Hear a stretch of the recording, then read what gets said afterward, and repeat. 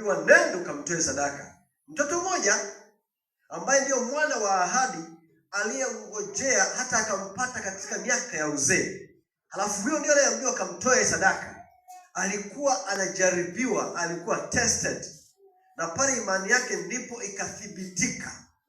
Akambeba, akaenda naye mpaka anapofika mahala ambapo akaandaa madhabahu kwa ajili ya kumtoa sadaka. Anaponyanyua kisu ili amtoe sadaka, ndipo anasikia sauti ikimwita, Ibrahim, usifanye hivyo kwa mwanao. Yupo kondoo aliyeko tayari kwa ajili ya sadaka. Na baada ya hapo Abraham imani yake ikathibitika. Na Biblia imeandika akawa mzee wa imani. Kwa katika kutoa, imani yetu inajaribiwa na inathibitishwa. Anasema it is a constant living test. Ni jaribu ambalo ni la kudumu. Yaani kutoa ni jaribu ambalo lipo tu la kudumu. It brings one to understand his own heart. Inamfanya mtu aelewe moyo wake ni upi. Ni moyo wa ukarimu au ni moyo wa choyo? Yaani kitendo cha kutoa ndio unajua moyo wako ukoje. Anasema to see whether the truth or the love of the world predominates. Yaani tunapimwa kuona kwamba ukweli ama kuupenda ulimwengu ndiko ambako kunakotawala. Here is a test for the naturally selfish and the covetous. Sasa hiki ni kipimo cha mioyo yetu ambayo kwa asili ina ubinafsi na choyo. Imejawa ubinafsi na choyo. Kitendo cha kutoa tunaipima mioyo yetu katika kama imeushinda ubinafsi ama imeshinda choyo. Kwa hiyo liko jaribu hapa. Twende mbele sasa. Our Heavenly Father did not originate the plan of systematic benevolence to enrich himself.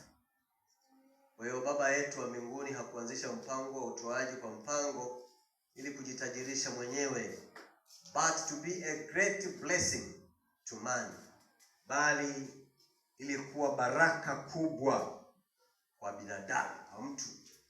He saw that this system, aliona mpango huu of beneficence was just what man needed. Ndio mpango ambao mwanadamu alikuwa na uhitaji zaidi. Na ni mpango wa baraka kwa mwanadamu, sio mpango wa kumtajirisha Mungu. Kwa hivyo, kwa kadri tunavyojizoesha kutoa kwa mpango, mioyo yetu inafunguka, inapatana na mapenzi ya Mungu.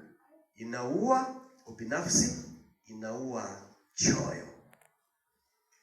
Kwa kadri ambavyo tunavyojizoesha kutoa kwa mpango. Hii ni kitabu kinaitwa Washauri juu ya Uwakili, ukurasa wa 67 aya ya 3. Twende mbele sasa. Somo la leo linasema nia halisi ya utoaji unaokubalika.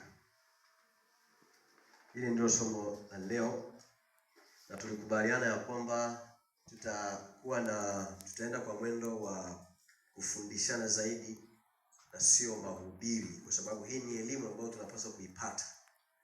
Sio mahubiri. Mahubiri yana mambo mawili, yana makemeo. Engineer, mahubiri yana makemeo ndani yake,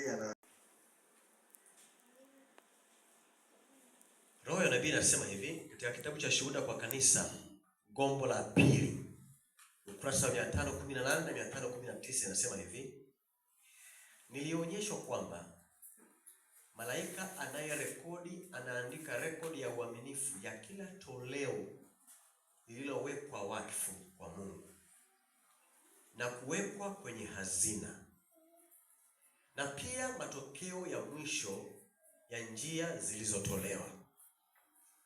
Jicho la Mungu hutambua kila kitu kilichotolewa kwa ajili ya kazi yake, na utayari au kusita kwa mtoaji.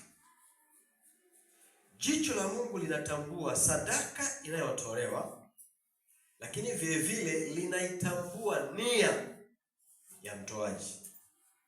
Kwa vyote viwili jicho la Mungu linavitazama ya mtoaji na sadaka inayotolewa. Nia ya kutoa pia imerekodiwa. Ulitoa kufanya nini? Ulitoa kwa moyo mkunjufu ama ulitoa kujionyesha, kama wale Mafarisayo ambaye Yesu aliwakemea hadharani? Wale waliojidhabihu, yani wale waliojidhabihu ndio ile Warumi 12 mzee Malala jana akisomea, tuitoe miili yetu kuwa dhabihu iliyo safi, iliyo hai. Wale waliojidhabihu maana ni wale waliojitoa sadaka, waliojiweka wakifu, ambao humrudishia Mungu mambo ambayo ni yake kama anavyotaka. Wao watathawabishwa kulingana na kazi zao, watapokea baraka zaidi, watatunukiwa kulingana na kazi zao. Kwa hiyo utoaji na ibada ina mambo mangapi? Ibada ina mambo mangapi? Hiyo ibada ina mambo mangapi? Matatu. La kwanza uimbaji, la pili utoaji, la tatu neno, la nne maombi. Ibada inakamilika. Kwa hivyo wanaotoa matoleo yao kama tendo la ibada, mioyo yao ikiwa imekunjuka, wanaposema Mungu mpenda yeye atoaye kwa moyo mkunjufu. Mioyo yao imekunjuka kabisa, sio kujionyesha, lakini kwa kutambua ya kwamba aliyenipatia ndiye ninayemrudishia, na narudisha kwake kwa moyo wa kupenda, si kwa sababu nimesomea mafungu ya maonyo na makemeo. Biblia ina mafungu ya laana. Nasema utalaaniwa utokapo, alafu utalaaniwa uingiapo, utalaaniwa kila mahali. Sasa haya mafungu sio mazuri sana. Fanya mbele rafiki. Hebu tumwangalie Habili na Kaini. Waebrania 11 inaeleza habari za mashujaa wa imani. Imewataja wengi, kuna Henoko, kuna Habili, kuna Abraham, kuna Sara, kuna Musa. Wametaja wengi tu pale mashujaa wa imani. Na inaanza kwa kusema imani ni nini basi? Imani ni kuwa na hakika ya mambo yatarajiwayo, ni bayana ya mambo yasiyofanyaje? Sionekana. Baada ya hapo inaeleza kila ambacho imani inafanya. Fungu la 4 inaeleza kwa imani Habili alimtolea Mungu dhabihu iliyo ya namna gani? Bora kuliko Kaini. Kwa hiyo alishuhudiwa kuwa ana haki. Mungu akazishuhudia sadaka zake, na kwa hiyo ijapokuwa amekufa angali akifanya nini? Akinena. Habili na Kaini wote walitoa sadaka. Hebu mmoja tuangalie Mwanzo, twende mbele slide inayofuata. Tuangalie kilichofanyika. Mwanzo sura ya 4 fungu la 3. Ikawa hatimaye Kaini akaleta mazao ya ardhi sadaka kwa Bwana. Fungu la 4. Habili naye akaleta wazao wa kwanza wa wanyama wake na sehemu zilizonona za wanyama. Bwana akamtakabali Habili na sadaka yake, bali Kaini hakumtakabali wala sadaka yake. Kaini akaghadhabika sana, uso wake ukakunjamana. Hawa wote wawili walitoa sadaka, lakini sadaka ya moja imekubaliwa, sadaka ya mwingine haijakubaliwa.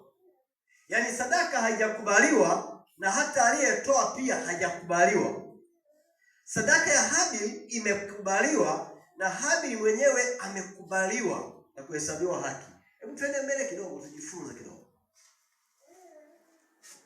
Tuangalie nini maana ya kutakabali. Kwamba Bwana akamtakabali Habili.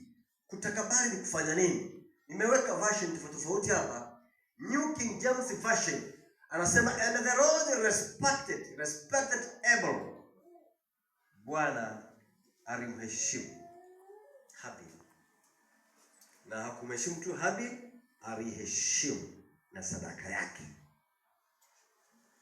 New American Standard Bible nasema, and the Lord had regard for Abel and for his offering.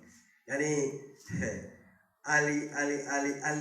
aliifikiria, yani alichukulia kwa manani sadaka ya Habili pamoja na Habili mwenyewe. NIV anasema the Lord looked with favor, yani alimtazama Habili halafu akamtazama kwa neema ya upendeleo, favor, kwa upendeleo kwa sadaka yake, lakini na yeye mwenyewe. Sasa hii Kiswahili kinasema Yawe akapendezwa na Abel pamoja na sadaka yake. Kwa sadaka ya Habili ilimpendeza Mungu, lakini sadaka ya Kaini haikumpendeza Mungu. Sababu yake ni nini? Twende mbele. Habili alitoa fungu nono kutoka katika baadhi ya wazaliwa wa kwanza wa mifugo yake, na Kaini akaleta baadhi ya mazao ya shamba kama sadaka kwa Bwana. Sasa mwandishi mmoja anasema Kaini yeye aliokota sadaka akapeleka kwa Bwana. Yeye aliokota, wakati mwenzake alichagua iliyo ya namna gani? Iliyo nona. Tofauti inaanzia hapo. Bwana akamkubali Habili pamoja na sadaka yake, lakini Mungu hakumkubali Kaini pamoja na sadaka yake. Kwa hiyo Kaini akakasirika sana na kuwa na huzuni kwa sababu kufanya lililo sawa kwa Bwana. Twende mbele tuone tofauti nyingine hapo. Kanuni ya utoaji: Mungu kwanza.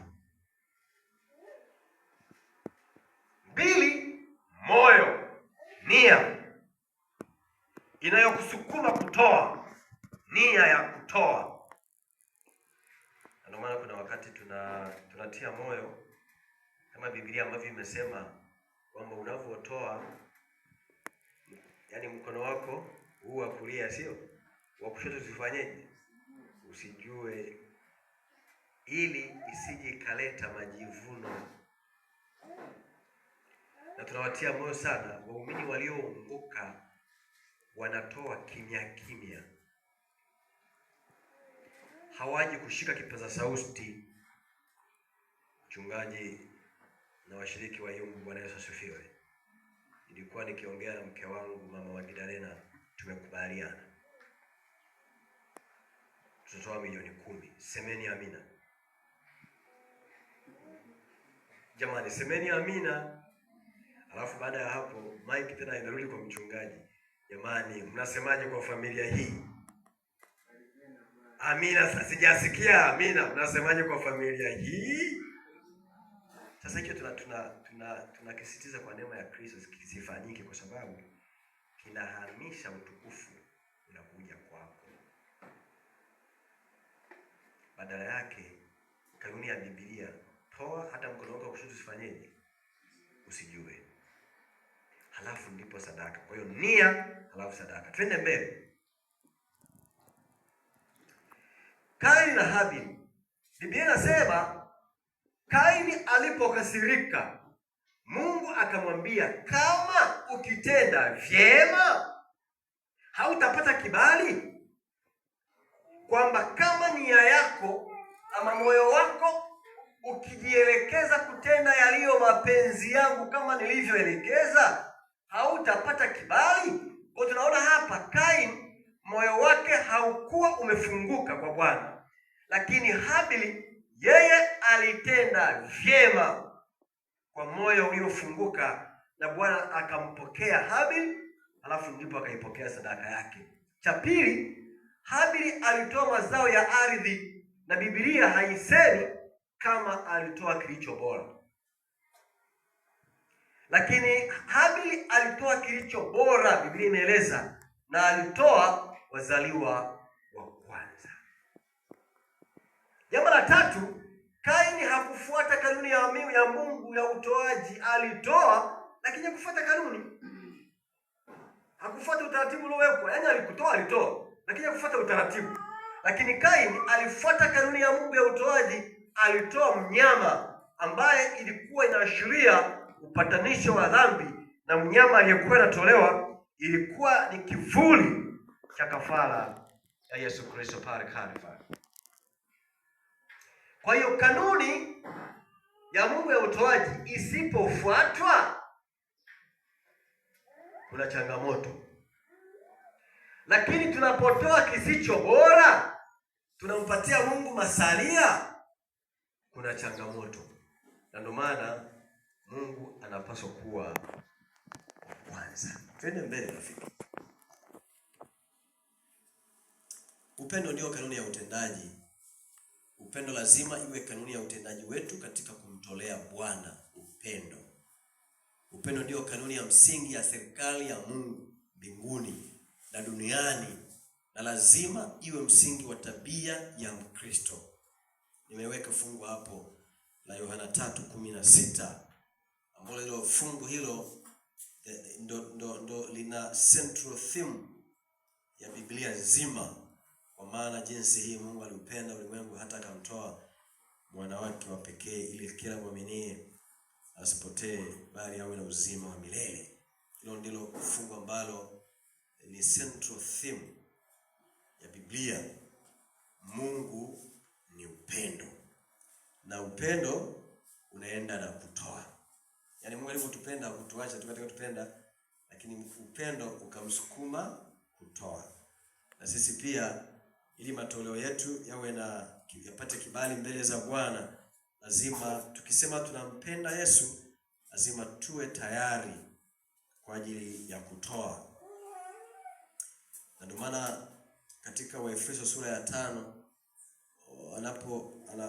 neno la Bwana linavyoeleza habari ya mume, asema vivyo hivyo waume wapendeni wake zenu kama vile Kristo alivyolipenda kanisa lake na hata akaweza kujitoa.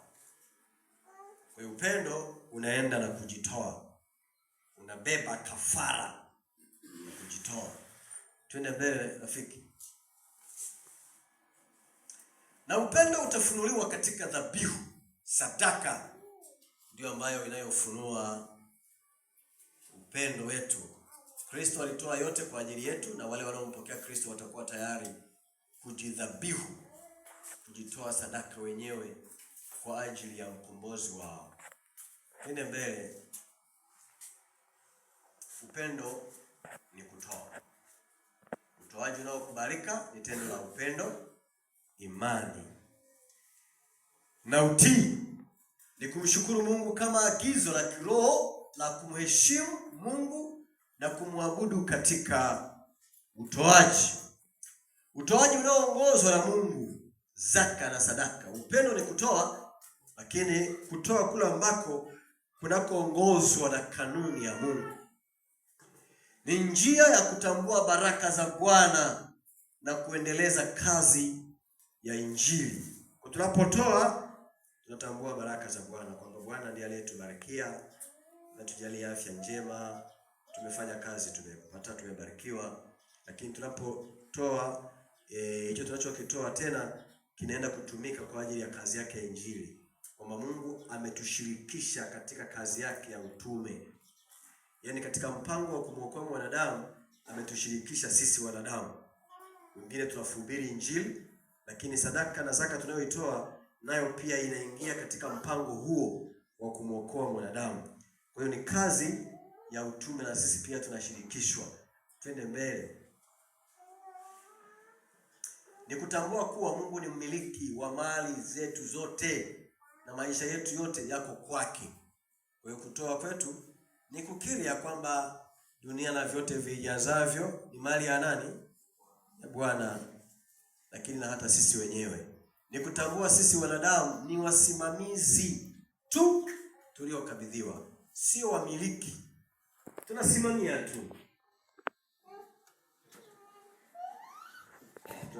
tu.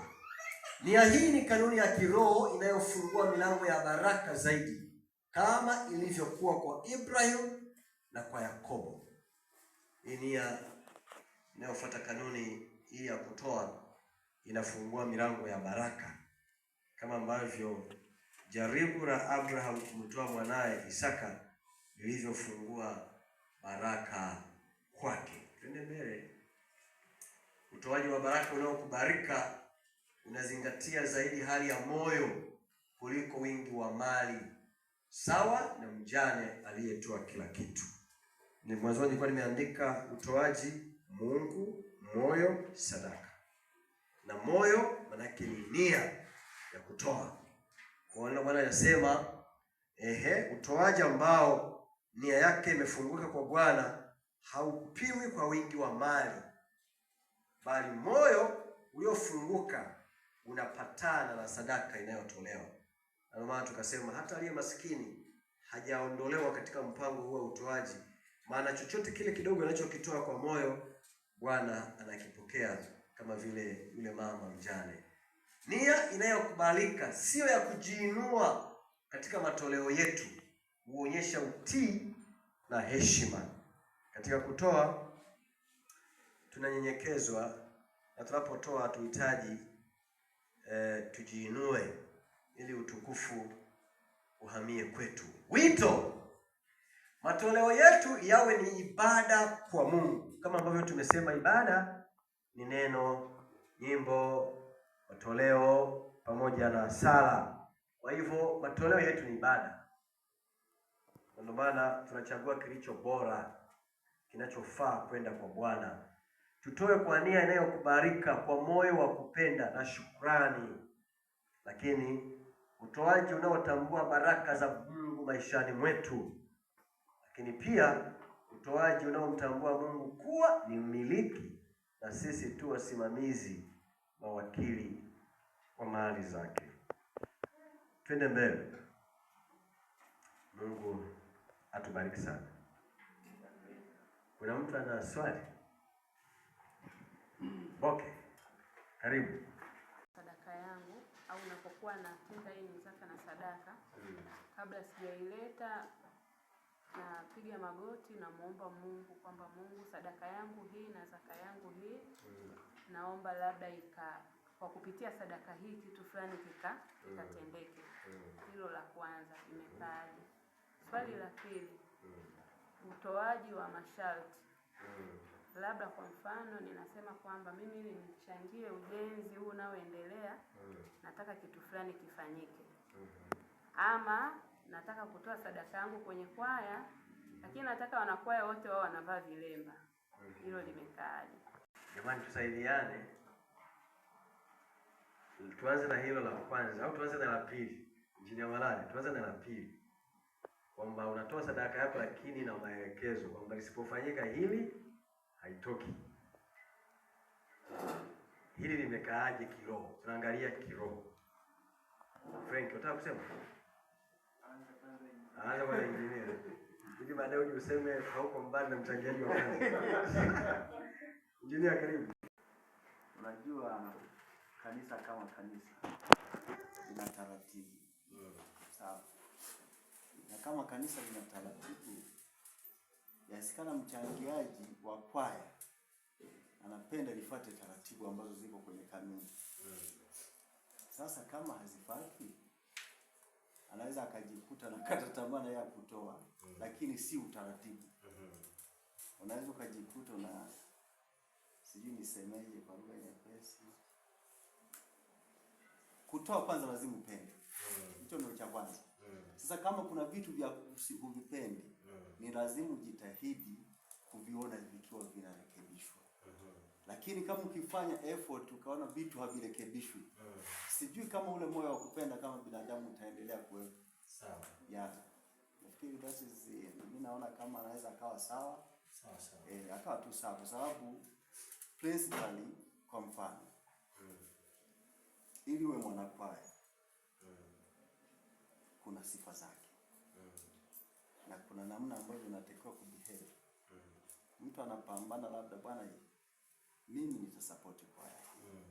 Lakini tufuate taratibu ambazo na kanuni za kwaya zinazosema kwa kanisa letu. Inaonekana haifuati sasa mtu akisivili, lakini ni kibinadamu. Sawa sawa. Yeah. Mimi naweza nikamuunga mkono aliyeshindwa kutoa, lakini pia au anayesubiri mpaka matengenezo haya yafanyike ndio atoe. Yeah, vyote mimi naunga mkono. Sasa kama wewe ukitoa unaweka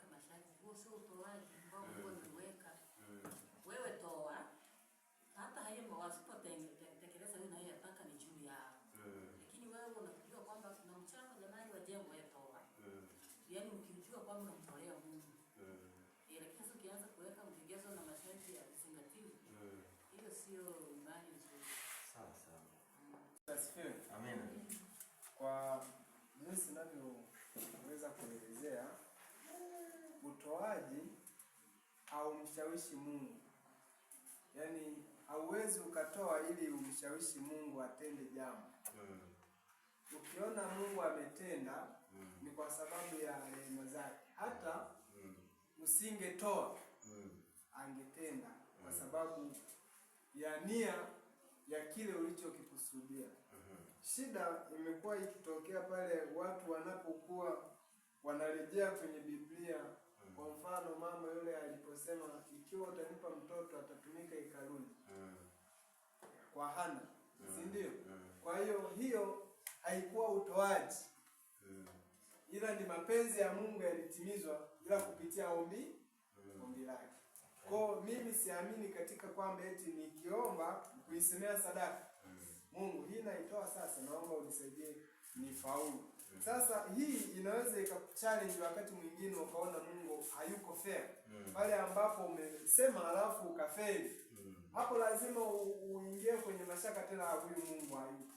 Okay. Kwa hiyo unapotoa toa tu kwa ukunjufu, kwa sababu hakuna kitu ambacho unaweza ukakitoa kwa Mungu kwamba hiki saa ya kutendea. Wewe umekumbuka kisa cha jana cha yule mtumishi ambaye alikuwa akitoa sana zaka. Lakini baadaye akaja kurudi nyuma kwa sababu amegundua kwamba zaka ile haitumiki kama ambavyo yeye alivyotarajia. Utoaji wa masharti. Sasa nikajifunza kwamba nashukuru mama amejibu vizuri kwamba Mungu wetu ni Mungu wa utaratibu. Na wewe unapotoa timiza wajibu wako kama ambavyo imeelekezwa. Sasa ukianza kuangalia kwamba kuweka masharti moja, lakini pia kile unachokitoa unataka kifuate kama unavyotaka wewe, unaweza kujikuta unaingia kwenye majaribu ya kwanza sasa kuona sasa kwa nini kinachokitoa kinaenda tofauti na ninavyotoa. Mwisho wa siku unakata tamaa na kurudi nyuma. Kwa hiyo cha msingi hapo, wewe utoaji ambao una baraka ni ule ambao hauna masharti. Toa sadaka yako, toa matoleo yako yote yani bila kuweka masharti, na muombe Mungu akuongoze. Lakini mtumishi, nafikiri mchungaji, tunapoongelea zaka na sadaka sijui kama ina masharti. Labda huo utoaji unaongelewa ni wa vitu vingine. Ni zile sadaka zingine. Sasa hizo sadaka zingine in fact zina principle. Kwa sababu kuna mabaraza, kuna nini. Kwa hiyo hizo zinaweza kuwa na principle nyingine. Okay. Lakini kwa hichi ambacho tumejifunza jana na leo hapa hakuna maswali. Okay. Huko kwingine nafikiri tunakotaka kwenda. Labda wakati mchungaji unajibu sadaka ni nini? Kwa sababu zaka tunajua ni 10%. Lakini sadaka ni chochote nitakachokileta kanisani ni sadaka. Yes, exactly. Utoaji wa masharti kwamba usipotengeneza hivi sitoi, unataka kujenga legacy. Maana yake ni kwamba kuna siku utasema niliwaambia wasipofanya hivi sifanye hiki. Tayari umehamishia kwako, sio kwa Mungu. Na changamoto hiyo, mfano tukitaka kila mmoja mapenzi yake yafuate ndo atoe, hatutakuwa na kanisa.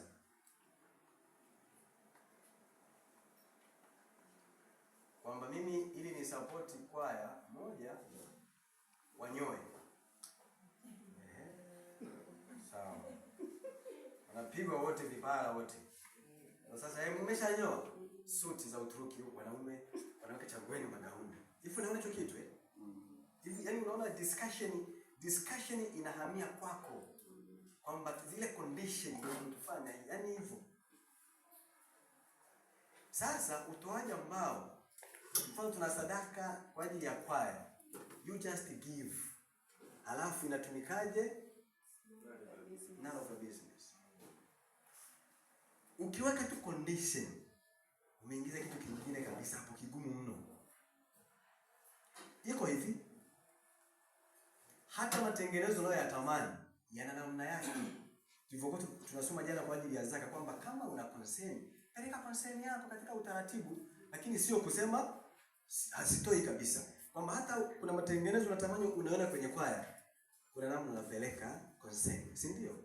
Hapo hiyo concern pia unaweza kama una mafunuo, lakini lazima kanisa zima pia lifunuliwe. Ukiwa na mafunuo ya kwako peke yako, alafu kataka hayo ndio yawe, tayari pia ni mgogoro. Lakini labda niongee kingine mchungaji, kumjibu kila mtu kulingana na hali yake ya kiimani.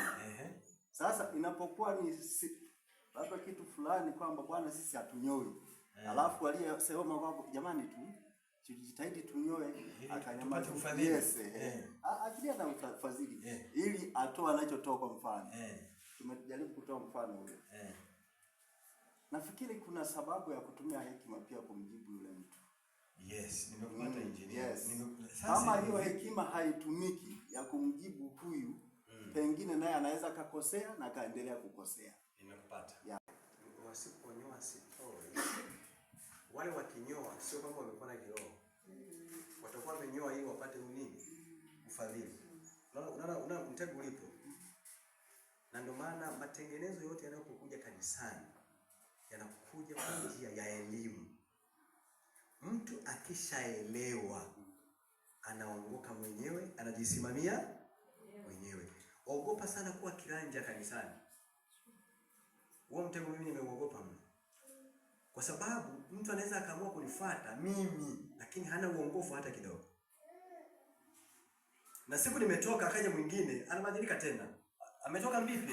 Kwa masharti sana yule katutesa, acha aende zake. Lakini kwa kipindi yote nilichokuwepo alikuwa anafuata kama ninavyofanyaje? Ninavyotaka, lakini hajaongoka hata kidogo. Kwa hiyo sasa ili kutokuingia kwenye utoaji wa masharti, kanuni ni kwamba leta sadaka yako hekaluni. Alafu waliozamu wataipangia kama inavyopaswa. Mchungaji, hilo lileta ni swala zuri. Nafikiri tunataka tupate hilo. Watumishi wa Mungu au watu wa Mungu maono ya kwamba sasa hivi familia yangu inatakiwa ifanye jambo fulani. Sawa. Na ninakutolea tu mfano mzuri kwamba binadamu sisi kanisa tunaruhusiwa kupanga uzazi au turuhusiwi? Panga uzazi. Nikuhamishe kidogo afu nikurudishe kwenye point. Hiyo utasoma Timotheo wa kwanza 5 fungu la 8. Inajibu upange au usipange. Timotheo wa kwanza 5 inasemaje? Mtu asiyeweza kuwafanyaje wa nyumbani mwake ni mbaya kuliko asiyeamini. Unaweza kuwahudumia vizuri, kuwatunza zaa hata kama ni 100. Uwezi zaa kwa kiwango ambacho unaweza kuwahudumia. Lakini kwa lugha nyepesi ni kwamba sisi wa Kristo tumekuwa tukipanga uzazi almost 90%. Na kwa nini sasa tusiende extreme kwamba sasa tumruhusu Mungu huyo tukizaa atafanya? Si ndio? Kwenye baadhi ya mambo tunasema hapa Mungu atafanya, wakati sisi wenyewe hatujisubject kwenye hilo la kumruhusu Mungu afanye. Hiyo unaiconnect na swali la pili. La kwanza hilo. La kwanza sijaanza kujibu. La pili ni kwamba ni condition, hiyo condition sasa. Kwamba sasa condition ni kwamba mbona naona kama ufanye hivi sifanye. Mimi naona kama kwa mfano najaribu kusema naona hiki kitu kinatuzidi uwezo. Kwa mfano kwa nini tusikae tukaplan? Sawa. Utoaji tumejifunza utoaji ni moyo wa kupenda, moyo mkunjufu usioweka masharti. Ndio utoaji, hiyo ndio kanuni ya Biblia. Ukitaka kuweka masharti ndipo utoe, umehama kwenye utaratibu wa Mungu wa utoaji. Nadhani tuishi hapo. Swali la kwanza la kwamba nina sadaka yangu ninaisemea. alafu naipeleka kwa Bwana. Sasa hilo lina point of views tofauti. Kuna wanaokataa kabisa, lakini kuna wanaosema inaweza kufanya nini? Kufanyika. Mimi siko kwenye point inayokataa completely. Siko huko. Niko kwenye hii ya pili. Na ya kwamba kwa sababu nisha kusoma habari ya Samueli wa kwanza sura ya 7, wakati ambapo Wafilisti wanapigana na Waisraeli. Walipigwa sana Waisraeli, walipigwa sana mara ya kwanza na mara ya pili, wakafa 4,000 kama sio 30 kama sio 33. Ya pili wakaitana kufanya matengenezo. Samueli akaongoza matengenezo. Biblia inaeleza wakati sadaka inatolewa, Wafilisti wakajipanga kupigana na Waisraeli. Lakini ukatoka mwangwi wa kuwatisha Wafilisti. Na baada ya ile sadaka, Wafilisti walipigwa. Kwenye nini iliyotolewa pale? Sadaka. Someni Samueli wa kwanza sura ya 7. Sasa nimesema ina point of view mbili. Kuna wanaokataa kabisa, lakini kuna wanaofanya. Mimi wanaofanya niko nao. Unaweza ukasema ukasema sadaka hii ifanye hivi. Hata ule utoaji wa sadaka zilizokuwa zikitolewa pale madhabahuni kwenye hekalu, hakuna sadaka iliyokuwa inapelekwa tu kama takataka ya kurushwa. Si ndio? Kila iliyokuwa inatolewa ilikuwa na sala za watakatifu. Wengine wakiomba upatanisho, wengine wakiomba nini. Hakuna sadaka ambayo ilitolewa tu. Yaani chukua ile ng'ombe pale peleka hekaluni kachinjwa, hapana. Na ndio maana walikuwa wako pale, hata anayetoa kwa ajili ya upatanisho yuko pale, akitoa sala zake kwa ajili ya hiyo sadaka. Kwa hiyo sasa unaweza ukachagua upande ambao utaona moyo wako utakuwa sawa sawa. Lakini kuna ile ambayo unasema na Mungu wako. Unaweza ukafanya kama ambavyo walifanya katika enzi za hekalu, na wakati ambapo ya vita ya Wafilisti na Israel, wakati sadaka zinatolewa. Unadhani sadaka zilitolewaje mzee? Yaani walichoma tu. Hawakuwa wanachoma. Ziliambatana na sala. Na wakati sadaka zinatolewa na sala zinatolewa, ndo ushindi wa Israeli ukatokeza, na Wafilisti walipigwa mno siku hiyo. Walipigwa vibaya mno. Jamani, muda wetu umesonga sana. Kama kuna maswali mengine, kesho pia tutaendelea kujifunza. Mungu awabariki sana.